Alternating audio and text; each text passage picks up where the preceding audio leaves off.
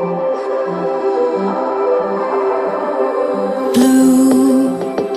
the feeling behind my eyes. Episode की शुरुआत में टीम को दिखाया जाता है जो विन को देखकर उससे कहता है कि आखिर तुम यहाँ क्या कर रहे हो। तो वो कहता है कि तुम्हारे साथ कॉलेज जा रहा हूँ। तो ये सुन वो कहता है कि क्यों भला, आखिर तुम्हारी बाइक को क्या हुआ। तो विन कहता है कि अरे हम एक ही जगह पे जा रहे हैं तो साथ में ही चल लेते हैं ना, वैसे भी आजकल गैस के प्राइस बहुत महंगे होते जा रहे हैं।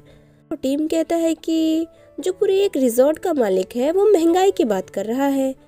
तो ये सुन विन कहता है कि तुम्हें कैसे पता चला, क्या तुमने मेरे पीछे कोई जासूस लगाया है क्या।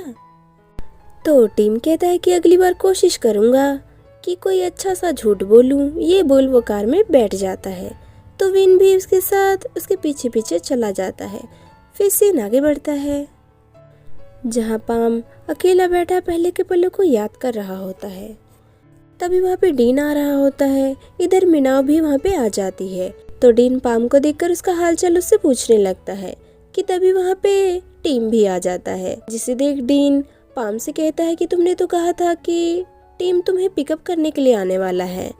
तो वो कहता है कि आज ये लेट हो गया इसलिए मैं खुद ही आ गया। ये सुन डीन उससे कहता है कि कल के बारे में इन्हें बता देना। ये बोल वो वहाँ से चला जाता है।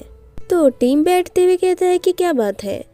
तो कहता है कि कल तुम्हारे जाने के बाद मेरी हालत बहुत ज़्यादा ख़राब हो गई थी और मैं बेहोश हो गया था। तभी वहाँ पे मेरी मुलाकात डीन से हुई जो मुझे हॉस्पिटल ले गया था। तो ये सुन टीम कहता है कि क्या तुम ठीक हो ना। तो कहता है कि हाँ मैं ठीक हूँ, मैं तो तब भी बस बैठ के ठीक हो जाता, लेकिन डीन मुझे फोर्स करके हॉस्पिटल ले गया था।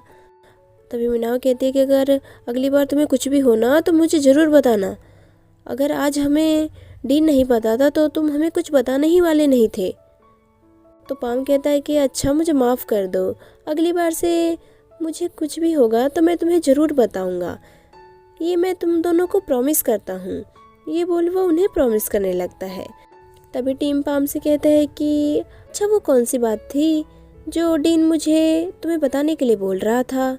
तो वो कहता है कि उसने कहा था कि मैं तुम्हें अपने आप को पिकअप करने के लिए ना बुलाऊं, क्योंकि उस दिन वो मुझे पिकअप करने के लिए आने वाला था, लेकिन सिर्फ एक दिन के लिए, क्योंकि मैं उसके लिए ब्रेकफास्ट बनाकर उसे शुक्रिया बोलना चाहता था। तो ये सुन मीनाव कहती है कि अच्छा तो वो सिर्फ ब्रेकफास्ट के लिए आया था। तो पाम कहता है कि और क्या, वैसे टीम तुम्हारा क्या, सुबह तुम बड़े चिड़े चिड़े से लग रहे थे। तो कहता है कि कोई है, वैसे क्या तुम मेरे लिए उसे सबक सिखाने वाली हो क्या। तो वह कहते हैं कि हाँ और क्या, मैं उससे जाकर शुक्रिया बोलूँगी, क्योंकि जो हम नहीं कर पाए वो उसने कर दिखाया। तो ये सुन टीम कहता है कि अच्छा तुम्हारा क्या, लोगों ने तुम्हें भी किसी के साथ देखा था ना।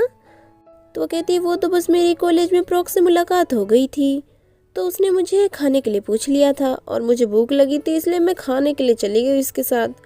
फिर हमने साथ में लंच किया और फिर वो मुझे बस स्टॉप तक छोड़ के आया, बस इतना ही और कुछ नहीं, ना ही लाइन एक्सचेंज हुआ ना ही कोई नंबर शंबर, कसम से मेरी बात मानो तुम। तभी पाम कहता है कि तो तुम इसलिए मेरे साथ घर नहीं आई थी उस दिन।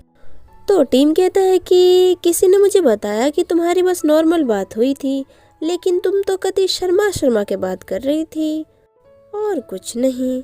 चलो अब सच सच बताओ कि बात क्या है। तो कहती मैं सच कह रही हूँ, मैंने तुम्हें सब कुछ बता दिया है।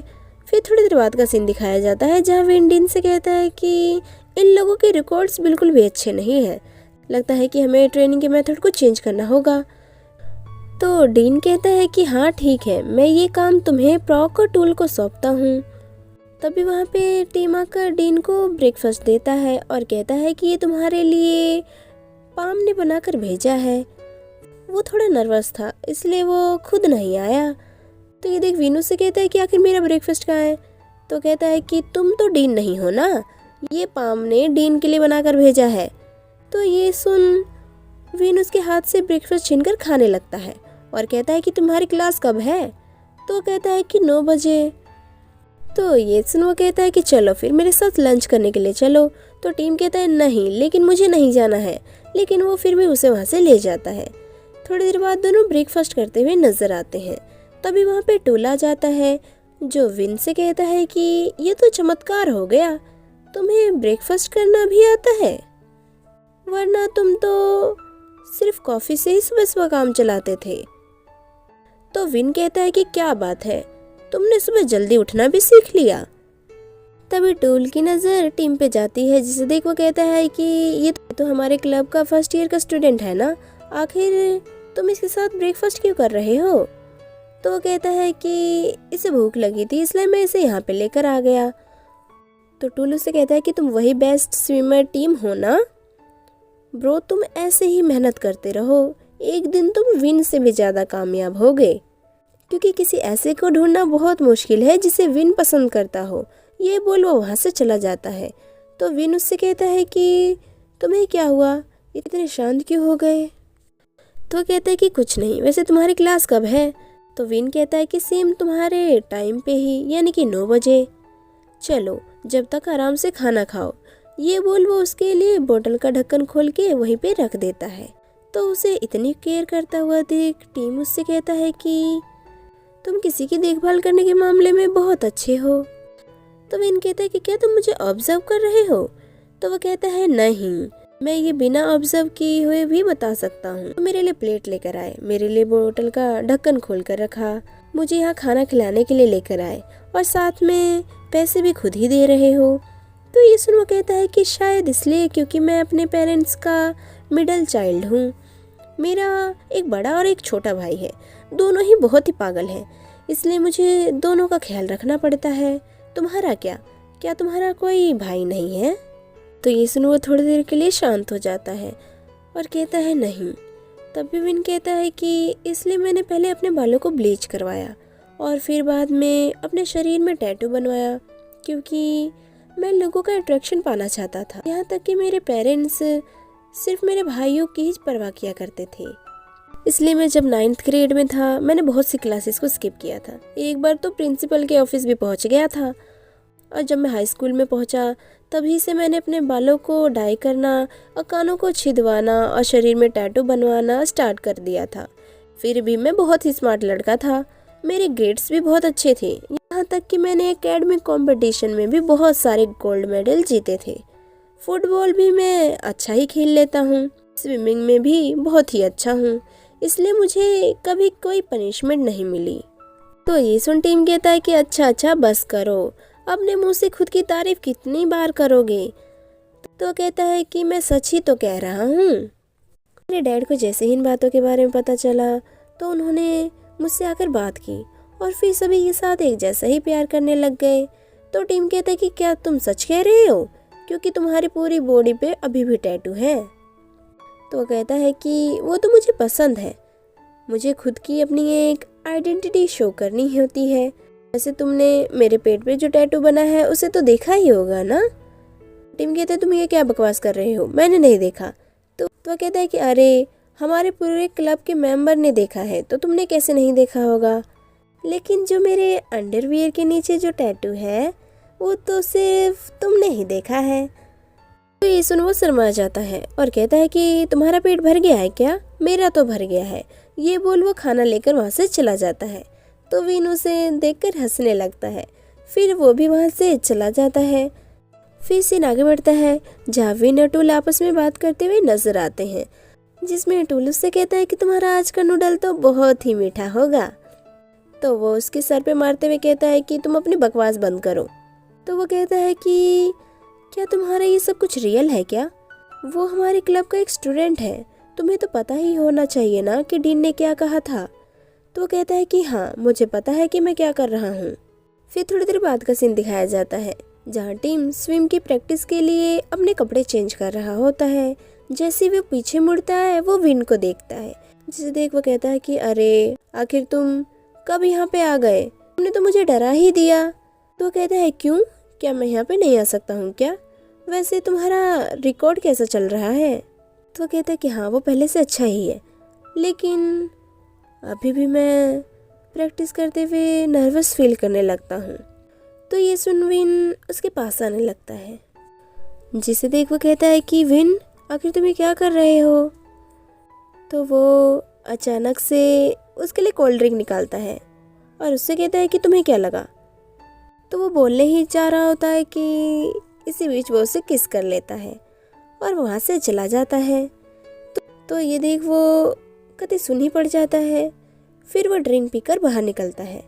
फिर सीन आगे बढ़ता है जहाँ विन डीन से कहता है कि आखिर तुम यूनिवर्सिटी का रिप्रेजेंटेटिव कब चुनने वाले हो।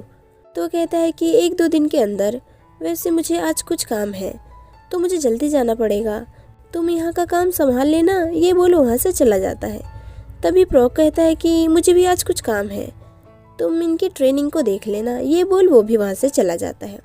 तो कहता है कि ओहो आखिर इन दोनों को क्या हो गया है। इधर ए बी और सैक से कहता है कि जो हमें प्रोजेक्ट मिला है उसमें 2 जनों का पेयर बनाया जाएगा, लेकिन हम तो 3 हैं ना। तो बी और सैक इसके लिए आपस में लड़ने लगते हैं। तो ये कहता है कि अच्छा ठीक है, मैं प्रोफेसर से बात करूँगा कि वो 3 जनों का ग्रुप बनाए।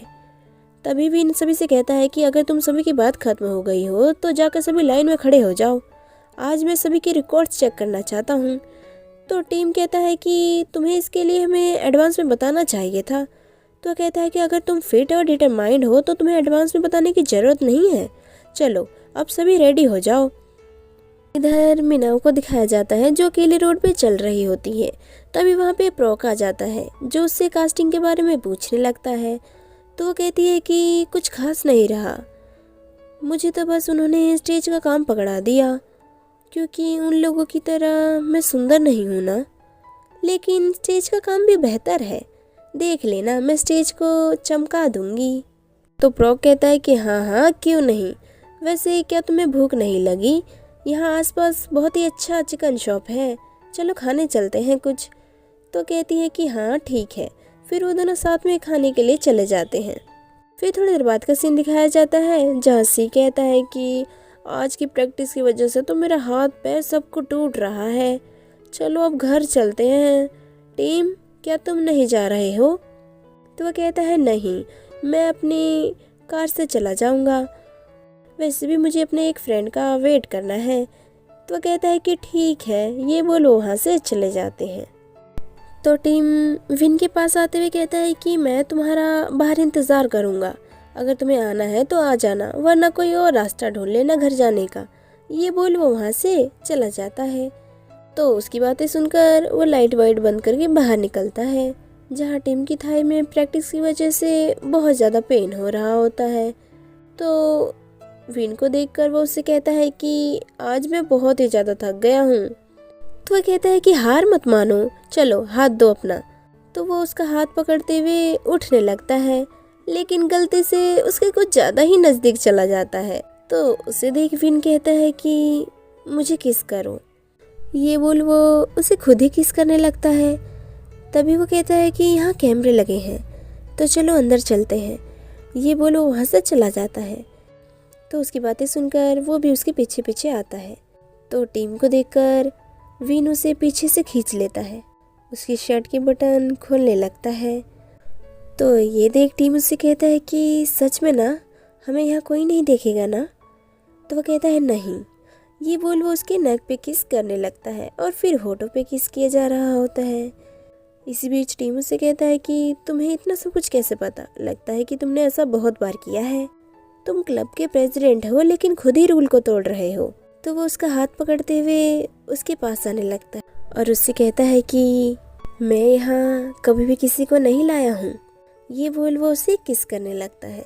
तभी टीम कहता है कि मुझे एक और बात पूछनी है, ये जो हमारा रिलेशनशिप है उसमें हम दोनों इन्वॉल्व है, किसी ने भी किसी का एडवांटेज नहीं उठाया है, लेकिन क्या हुआ अगर मैं तुमसे बोर हो गया? तो कहता है ठीक है फिर हम ब्रेकअप कर लेंगे, ये बोल वो उसे अचानक किस करने लगता है। फिर वो उसकी शर्ट उतार देता है तो टीम उसे पीछे धकेलते हुए किस करने लगता है। इसी तरह हमें उन दोनों के प्यार भरे पल साथ में देखने को मिलता है। यहीं पे एपिसोड ये खत्म हो जाता है। Hope you guys like this video. तो चलिए नेक्स्ट एपिसोड में मिलते हैं जो कि जल्द ही अपलोड किया जाएगा।